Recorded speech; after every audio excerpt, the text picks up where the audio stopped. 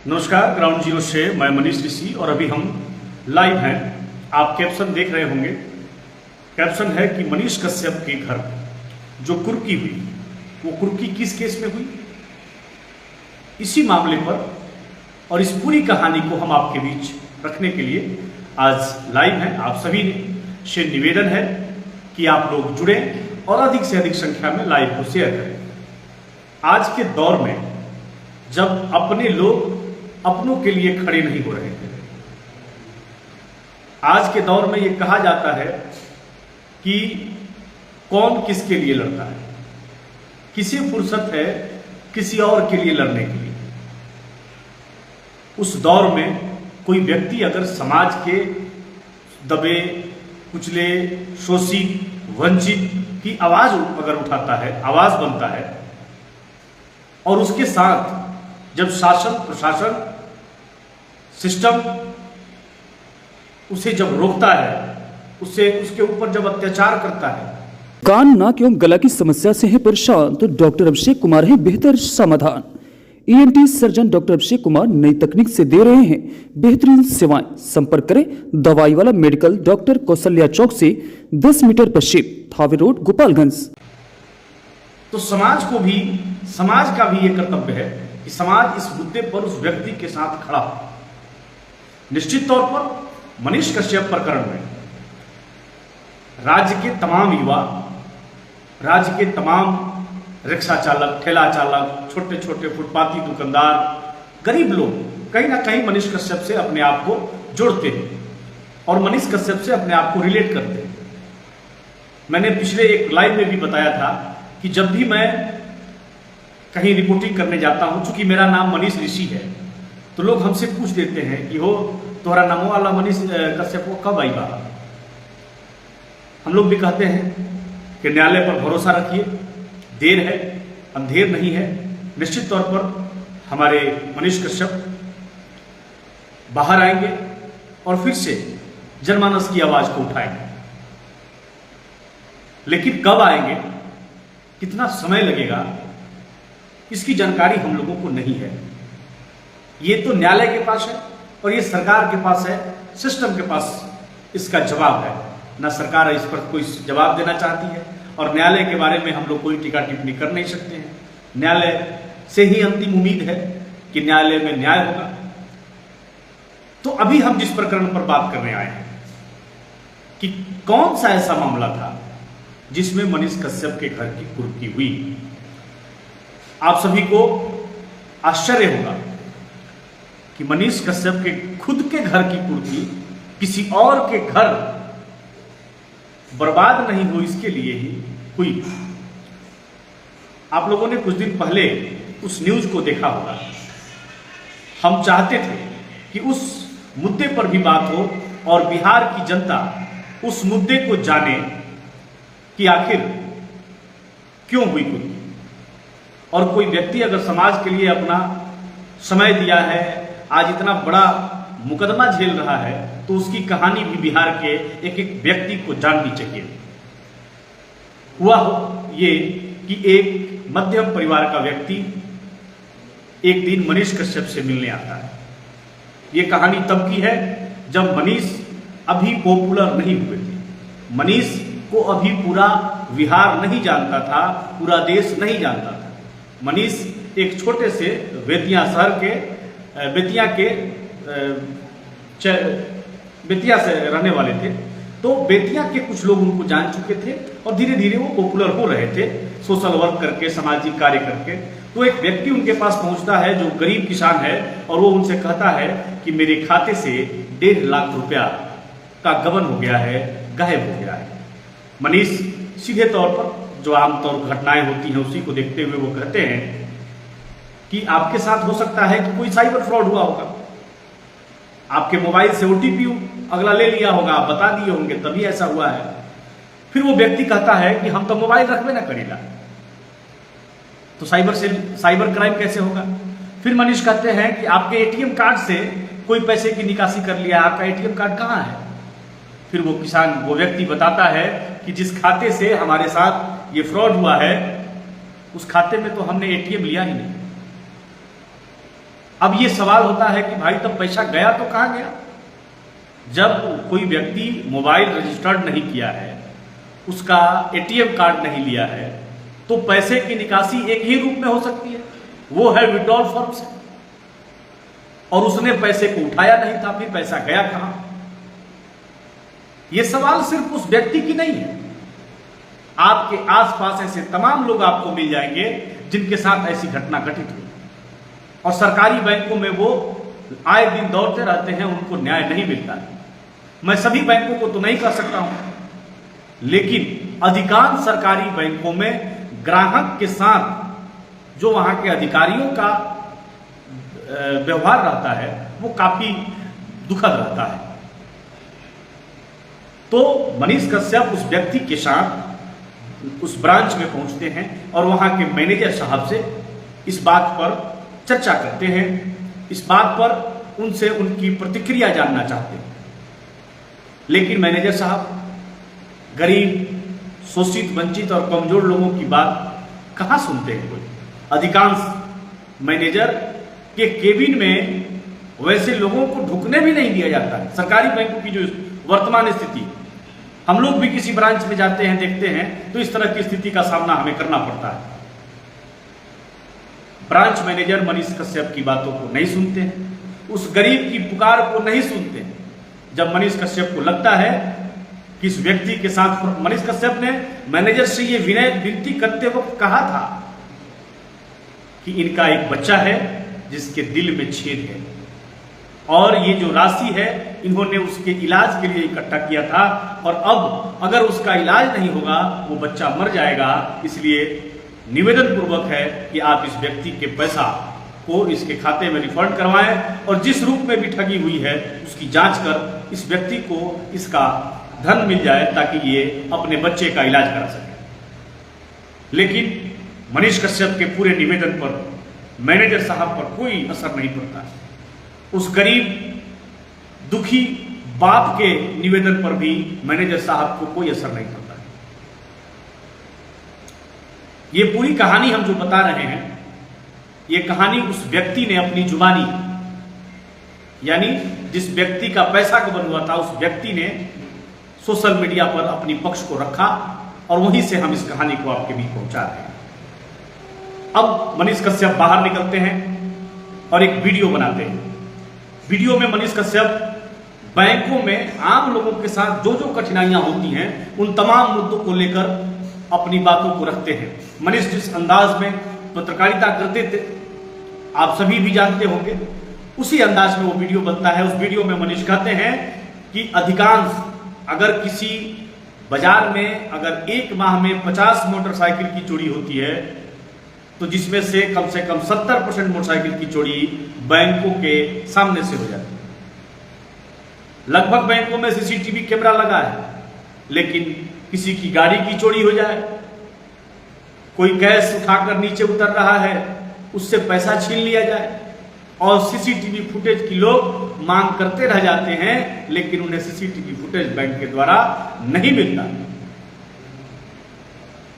और इन्हीं सब मुद्दों को लेकर मनीष वीडियो बनाते हैं, वीडियो वायरल होता है, और वो वीडियो तमाम आरबीआई से लेकर जितने भी बैंक के बड़े अधिकारी हैं या जो भी सिस्टम के लोग हैं उनको वो टैग करते हैं, ट्विटर पर, फेसबुक पर, तमाम सोशल साइटों पर टैग करते हैं, और इस माध्यम से उस वीडियो को आरबीआई तक भी पहुंचा देते हैं। जब वीडियो काफी चर्चे में होता है तो इस पर संज्ञान होता है, और इस पर एक जांच टीम गठित की जाती है उस मैनेजर साहब। जांच टीम पटना से जब मैनेजर साहब के ब्रांच में पहुंचती है और उस मैनेजर साहब से पूछताछ करती है कि क्या उस वीडियो में जो गरीब व्यक्ति है उसने अपना निवेदन, आग्रह, विनती करने के लिए, अपने समस्या के समाधान के लिए आपके पास आया था, तो क्या आपने उसकी बातों को नहीं सुना?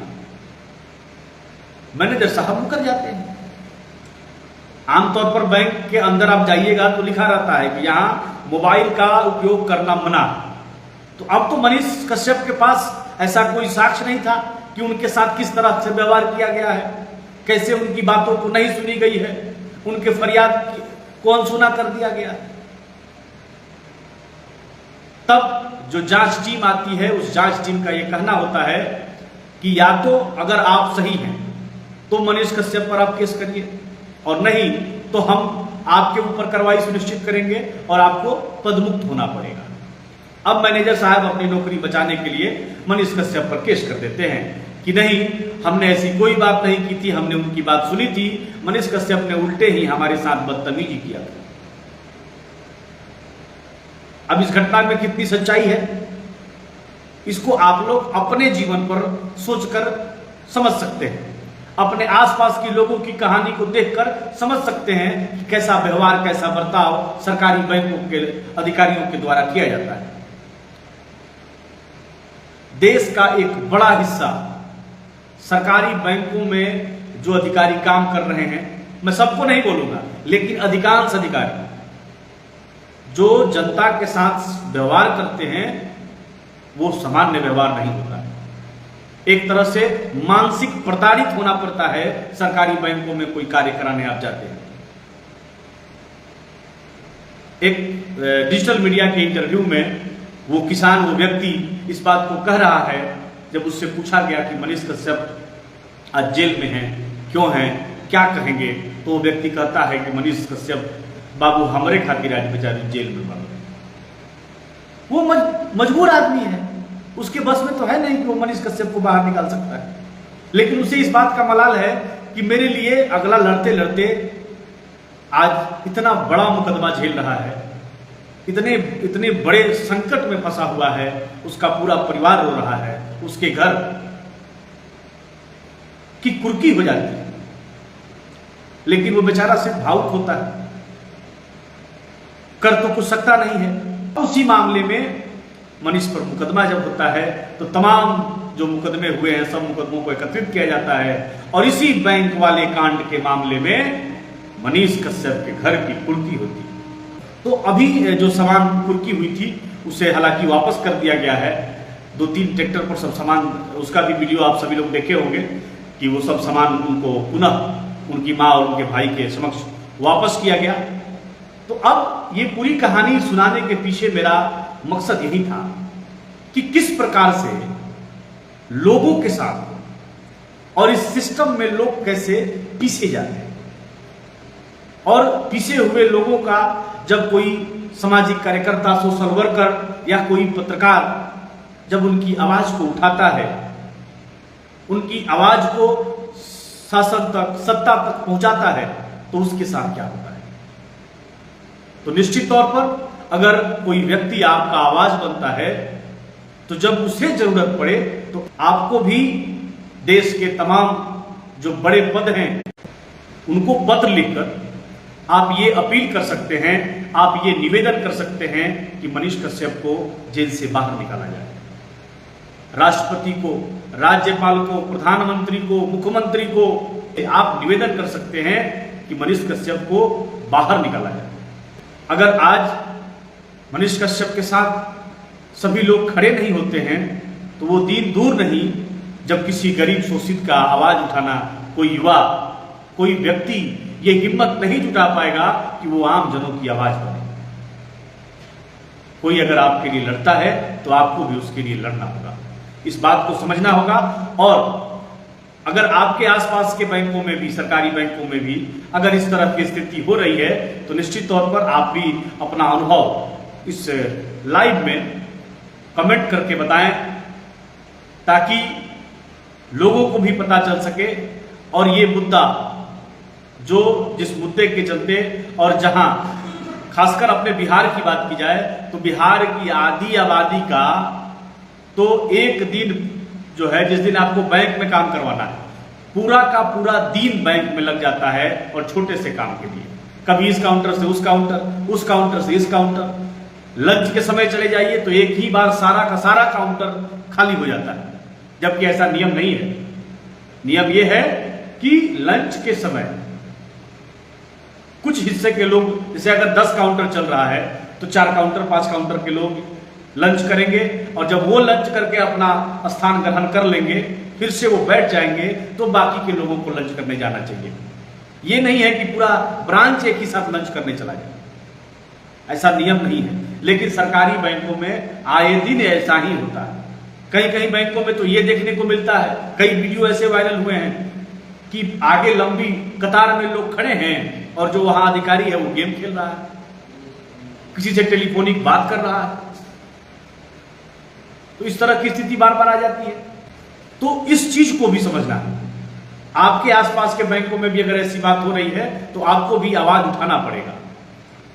अब हम कुछ जो प्रतिक्रिया लोग दे रहे हैं उनसे भी बात करेंगे। आप भी, आपके मन में भी ऐसा कुछ विचार है तो आप उसे रखें, हम उस पर भी बात करेंगे। शिशिर कुमार सिंह धन्यवाद जो देख रहे हैं। प्रदीप कुमार पप्पू पांडे जी हर हर महादेव लिख रहे हैं, आपको भी हर हर महादेव। किशोरी यादव जी नमस्कार। किशोरी यादव जी लिख रहे हैं, अरे भैया सबका सब चोर है, सच बोलने से पहले से मुस्लिम तो है लगेगा, बोलने से पहले मनीष कश्यप के ऊपर कार्रवाई जिस तरीके से हो रहा है, लेकिन सरकार बातें उनको जांच किए जाए, जनता के सामने लाए। बिल्कुल जांच होना चाहिए, स्पष्ट जांच होना चाहिए और पूरी जो जांच की प्रक्रिया है वो सार्वजनिक होनी चाहिए। और निश्चित तौर पर अगर मनीष दोषी हैं तो आप कार्रवाई करिए, लेकिन ये ध्यान रहे कि किसी निर्दोष पर कार्रवाई नहीं होनी चाहिए। ये सरकार की, ये प्रशासन की भी जवाबदेही बनती है कि आप दोषी को बख्शे नहीं लेकिन निर्दोष को फंसाए हैं। नीरज कुमार जी लिख रहे हैं सीएम, और फिर से किशोरी जी लिख रहे हैं कि सबसे बड़ा बात है सच बोलेगा भैया, वैसे तो जरूर लगेगा क्योंकि बिहार में हमारा डिप्टी सीएम है तेजस्वी यादव, चाराचोर के पिताजी। खैर प्रतिक्रिया लोग अपनी अपनी कर रहे हैं, आप भी अपनी प्रतिक्रिया को लिखिएगा, आप भी ये बताइएगा कि आपको ये वीडियो कैसा लगा और आपको इस कहानी से क्या संदेश मिला, आप इस कहानी से क्या सीखे और आप इस कहानी सुनने के बाद आपको कैसे, आपकी प्रतिक्रिया क्या है, कमेंट में लिखिएगा, कमेंट में बताइएगा। और इस वीडियो को फिर से एक निवेदन कि अधिक से अधिक लोगों तक शेयर करिए, ताकि जो मनीष कश्यप बिहार को बदलने के लिए, बिहार के तमाम छोटे छोटे बड़े बड़े समस्याओं पर रिपोर्टिंग करता था, आज वो जेल में बंद है। तो उसकी कहानी, उसके ऊपर वो किस कारण से जेल में बंद है, ये तमाम जानकारी बिहार के एक एक घर तक पहुंचनी चाहिए। बिहार का वो घर जहां अभी भी डिजिटल रूप से वो लोग लैस नहीं हुए हैं, आज भी उनके घर बड़ा मोबाइल नहीं है, टीवी नहीं लगी है, वो नहीं देख पाते। वैसे वैसे परिवारों तक मनीष कश्यप के किए गए कार्यों को पहुंचाना हम युवाओं का कर्तव्य है, हम यूट्यूबरों का कर्तव्य है। आज के समय में यूट्यूबर बड़ी संख्या में समाज में देखे जा रहे हैं। किसी भी, जैसे कि मोबाइल का खोज हुआ तो मोबाइल से जितना नफा है उतना ही नुकसान भी है। तो विज्ञान में कोई भी चीज का जब खोज होता है तो उससे अगर लाभ होता है तो हानि भी होता है। बड़ी संख्या में यूट्यूबर साथी आज सड़कों पर आपको दिख जा रहे हैं, तमाम कार्यक्रमों में दिख रहे हैं। निश्चित तौर पर संख्या बढ़ी है तो कुछ बुराइयां भी आई होंगी, इससे हम गुरेज नहीं कर सकते। जितनी भी इलेक्ट्रॉनिक मीडिया है, लगभग मैं सबको बोल रहा हूं, छोटे छोटे मुद्दों को जगह नहीं मिल पाता था, सिर्फ टीआरपी खेला जाता था। आम लोग, शोषित लोग, वंचित लोग की आवाज सत्ता तक नहीं पहुंचती थी, उनकी आवाज आते आते दम घुट जाता था, वो लोग नहीं जा पाते थे। लेकिन जब से मोबाइल जर्नलिज्म की क्रांतिकारी हुई, मोबाइल जर्नलिज्म का दौर आया, सोशल मीडिया का दौर आया, तो अब एक छोटे से मोहल्ले का भी बात बिहार सहित देश के राजनीतिक गलियारों से होते हुए सिस्टम के पास पहुंचता है और उसका जो दर्द है, उसके साथ जो दिक्कतें हैं, उस पर आम चर्चा होती है। उसी यूट्यूबर जिसे आज तथाकथित यूट्यूबर कहा जा रहा है, वो लोग उनके आने से आम लोगों को एक बल मिला है, आम लोगों की आवाज अब आगे तक पहुंच रही है। तो ये आवाज आगे तक पहुंचती रहे, मनीष कश्यप की कहानी बिहार के एक एक परिवार तक पहुंचे, ये हम सभी की जिम्मेदारी है और इस जिम्मेदारी का निर्वहन करना बेहद जरूरी है। इसलिए आप सभी से पुनः निवेदन रहेगा मेरा कि इस वीडियो को अधिक से अधिक शेयर करिए ताकि एक एक घर तक मनीष कश्यप की कहानी को पहुंचाया जा सके। फिर किसी नई कहानी पर, फिर किसी नए मुद्दे पर हम आपके बीच लाइव होंगे और अपनी बातों को रखेंगे और आपकी बातों को भी हम आगे तक पहुंचाने का प्रयास करेंगे। जो भी लोग लाइव से जुड़े रहे सभी लोगों का बहुत बहुत आभार, बहुत बहुत धन्यवाद। आप देखते रहिए ग्राउंड जीरो, मैं हूं मनीष ऋषि, धन्यवाद।